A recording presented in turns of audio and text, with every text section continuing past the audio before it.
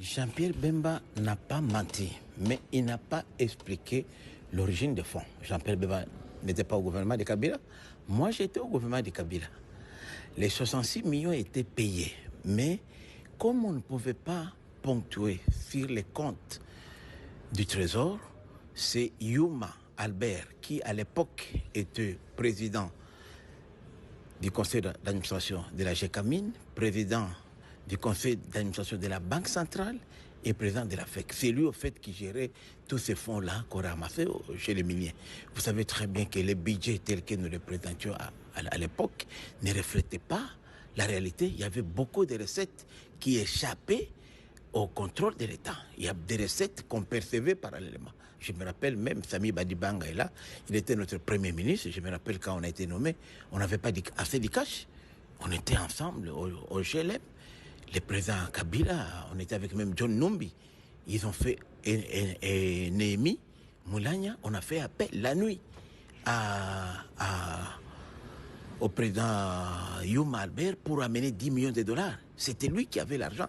Et c'est de quand là qu'on payait. Mais comment on payait? Quand l'argent était récolté, l'argent des miniers qu'on récupérait, puisque vous savez, il y avait beaucoup de contrats miniers qui n'étaient pas déclarés au CAMI, au gouvernement, c'est Yuma qui gérait ça.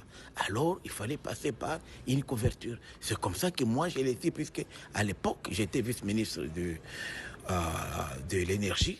Et on utilisait Sénélac. Enfin, Sénélac, c'est une entreprise qui fournit l'électricité dans la partie orientale, notamment à Bukavu, Goma et au Rwanda. Bukavu, Goma et Rwanda et Burundi. Alors Sénélac, toujours, les DG de Sénélac a toujours été rwandais.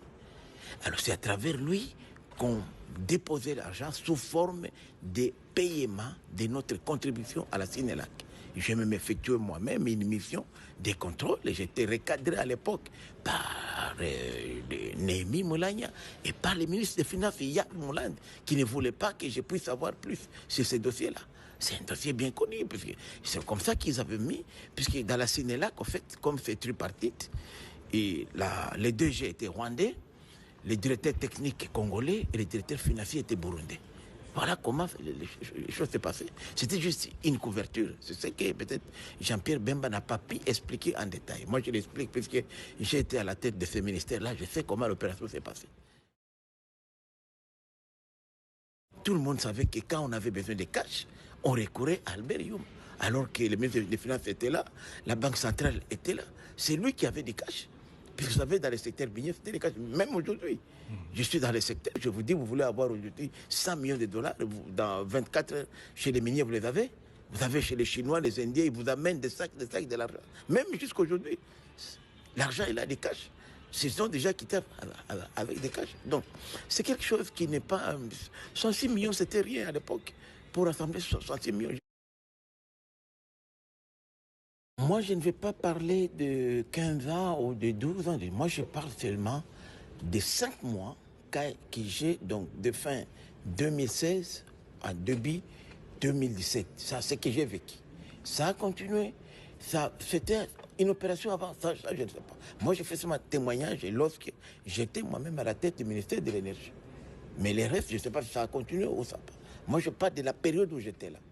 Je ne sais pas si avant moi, la même opération, certainement avant moi, ça existait. Mais après moi, je ne sais pas si ça continue.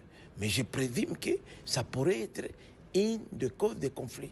Lorsque le budget a presque doublé, je me suis dit certainement, ce sont ces ressources-là qui n'étaient pas comptabilisées qu'on a pu canaliser vers les trésors publics pour que les budgets soient grossis. Parce que ce n'est pas possible que dans un même pays, avec les mêmes assujettis, avec les mêmes structures, que d'un coup, les budgets puissent doubler de 100%. C'est impossible.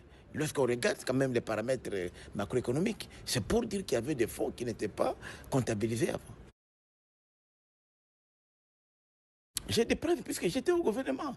C'était des opérations, je vous dis, j'étais au gouvernement, je savais comment ça s'est passé. J'étais des preuves. Vous savez, ce sont les opérations opaques qui se font jusqu'à aujourd'hui. Je vous rappelle que même quand on a mené les cash ne venaient pas de la Banque centrale. Qui ne sait pas ici, demandez à tout le monde. Vous allez même voir. On a cité ici, par exemple, Tina, Madame Tina, l'italienne. Je peux vous montrer aujourd'hui une entreprise où j'étais avec Madame Tina, Fortunata. Vous demandez-lui, Madame Tina, je peux vous apporter un peu. Et j'ai visité l'usine qu'elle dirigeait à Tesco, à limiter. Donc ce sont des opérations qui ne demandaient pas de documents. Quand vous avez, les miniers viennent vous payer les cash, vous allez faire quel document?